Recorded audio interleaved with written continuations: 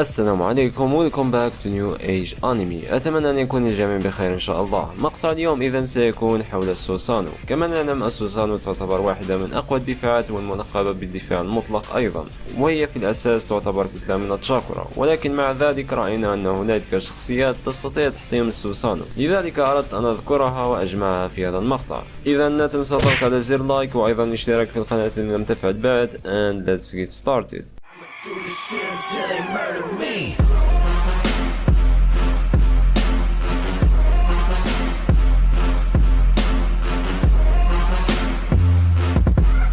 الشخصية الأولى معنا هي الميزوكاغي السابق مي، التي تمتلك اثنين من الكيكي جينكاي، وأحدهما هو عنصر الحمم، وبواسطته رأينا في قتال ساسكي ضد مي أنها استطاعت إلحاق ضرر كبير بالسوسانو، ولكن مع ذلك لم يكن السوسانو مكتمل، فقط عظام السوسانو. اتسوشي كاغي الثالث كان يمتلك كيكي جينكاي فريد من نوعه، بواسطته كان يستطيع تفتيت ذرات الجسم المستهدف، وبطبيعة الحال فيمكنه تدمير أي سوسانو بكل سهولة. نذهب إلى الشخصية الثالثة معنا الرايكاغي الرابع اي. تملك هذه الشخصية كنوز من السرعة القوة والتشاكر الهائلة، وهو مستخدم قوي جدا لعنصر البرق، وقد شوهد أنه يستطيع تحطيم سوسانو مادارا. الرايكاغي الثالث يعتبر أقوى رايكاغي على الإطلاق، يملك سرعة عالية وقوة هائلة، وكان قادرا على قتال بيجو 8 ذيول، وهو مثل الرايكاغي الرابع ماهر في استخدام أسلوب البرق ويستعمله كهيئة التشاكورا. الشخصية الخامسة من كونوها تسونادي، واحدة من السنين الأسطوريين، وقد ظهرت قوتها الأسطورية في حرب النينجا الرابعة، وكان هذا في قتالها ضد مادارا المعاد إحياؤه، حيث أنها استطاعت بكل سهولة تحطيم عظام سوسانو مادارا.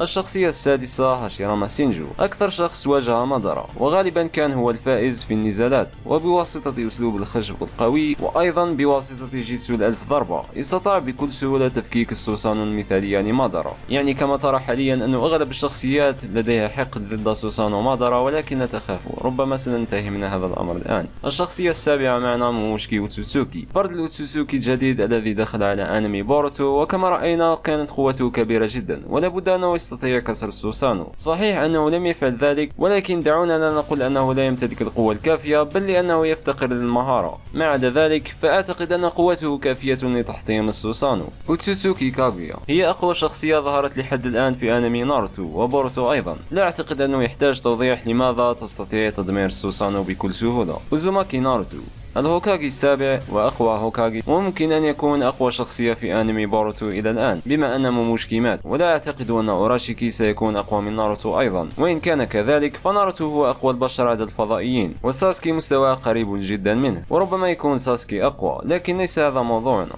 إن كنتم تودون أن نعمل موضوع عمل مقارنة للاثنين أخبرونا رجاء عن طريق التصويت. المهم كما تعلمون ناروتو سبق وأن رأيناه كيف دمر سوسانو ساسكي، ولديه العديد من التقنيات التي بواسطتها يمكنه أن يدمر السوسانو بكل سهولة. الشخصية العاشرة والأخيرة معنا مايت جاي. مايت جاي مع البوابات الثمانية يحصل على قوة خرافية لدرجة أنه استطاع أن يهشم كرات الجودوداما، والتي تعتبر أقصى المواد الموجودة في أنمي ناروتو، فما بالك بالسوسانو. وتخيل أن تسونادي استطاعت تدمير عظام السوسانو، ومايت جاي مع البوابات الثمانية لا يستطيع فعل ذلك. لا أعتقد هذا أبدا. وبهذا نصل إلى ختام المقطع. أتمنى أن يكون قد أفادكم. إن كانت لديكم شخصيات أخرى أو رأي مخالف فمن فضلكم أخبرونا به في التعليقات، وأيضا لا تنسوا الضغط على زر لايك إن لم تفعلوا بعد، والاشتراك في القناة أيضا.